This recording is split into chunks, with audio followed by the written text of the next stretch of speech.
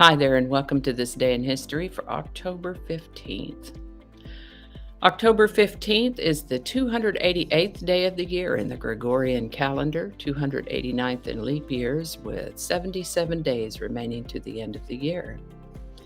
Today's word is dovecote, dovecote or dovecote.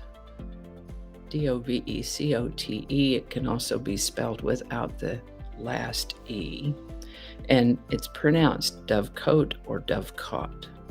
This is a noun that means a structure with holes for housing domestic pigeons, like a birdhouse for pigeons, or a settled group, especially one of a quiet, conservative nature.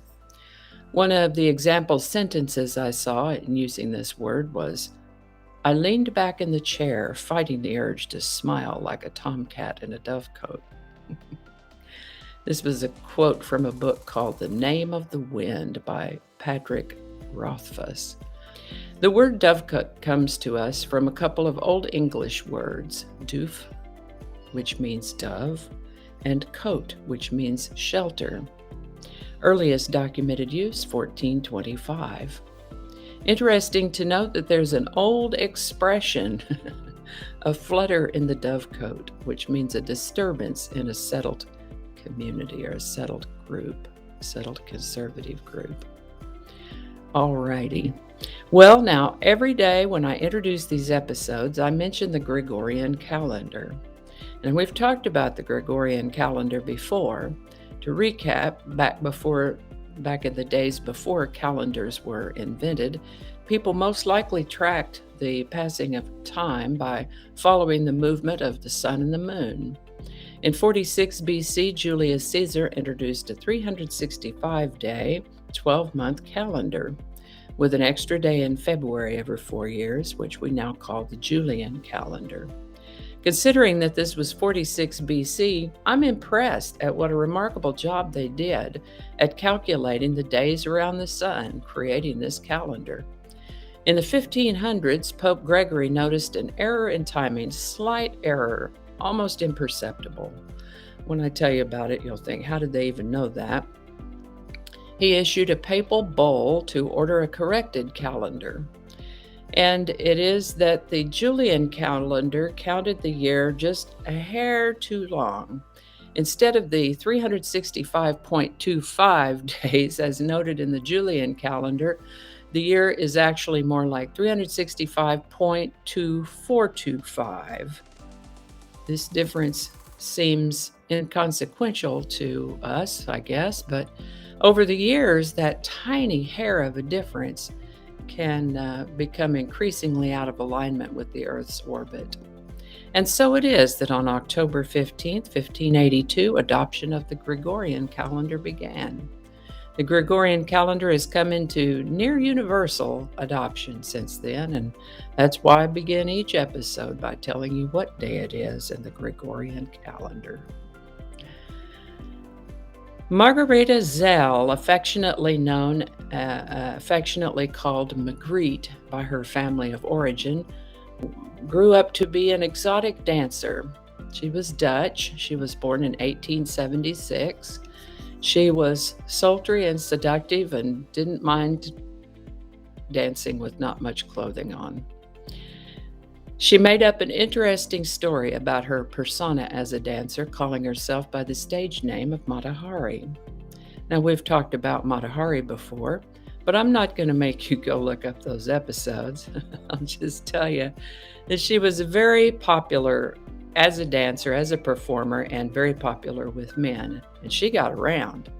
Now, this was in the time around the First World War in the 19-teens.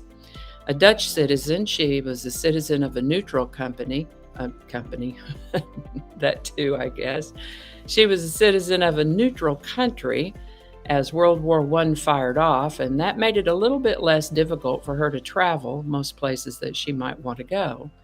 But she caught the attention of the French authorities, and they prevailed upon her to act as a spy for them. It's like, okay, we'll let you in, but you've got to be a spy. So she was up for it, but unfortunately, she was maybe not really that good at it. She was able to get some information, but it was either information the French authorities already knew or wasn't very helpful to them. And then some things happened that caused them to believe, hey, wait a minute, she's spying for the other side. And she wasn't, but they tried and convicted her for espionage. And so it is that Marguerite Zell, better known as Mata Hari, was executed for the crime of espionage by a French firing squad on October 15th, 1917. This is the birthday of American singer-songwriter Richard Carpenter, born October 15th, 1946.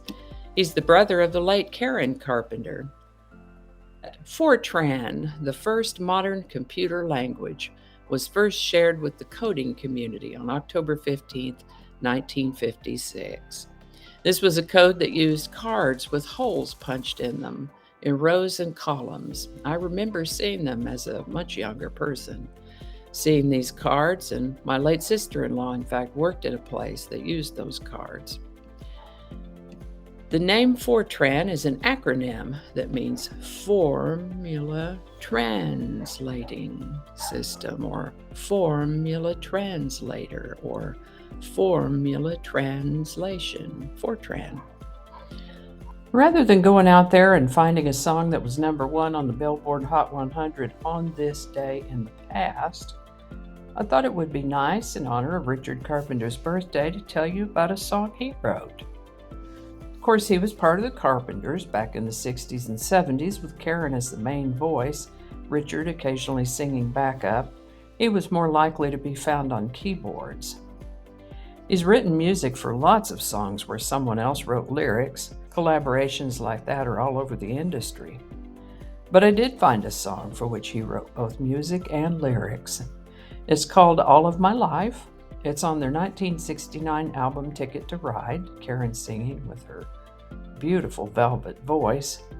I believe she could read the phone book and make it sound beautiful. Many artists have written songs with the title All of My Life. It does seem to be a popular title, going all the way back to Irving Berlin in the 1940s. But today, we're talking about the Carpenters version, All of My Life, as we wish Richard Carpenter a happy birthday. Link in the description. And I think that's going to do it for us today. Thank you so much for watching. Consider subscribing if you haven't already. Feel free to share this video with the link in your email, messaging, or social media. If you enjoy this series, you can check out the playlist that contains these videos. I'll put a link to that in the description. That description lives on YouTube, so for other platforms, I'll include the link to my blog page that is called No Really. You can also find me on Rumble, Parler, BitChute, and Getter. All those links in that description. Alrighty, that's all I can think of right now. Thanks again, and I'll see you next time.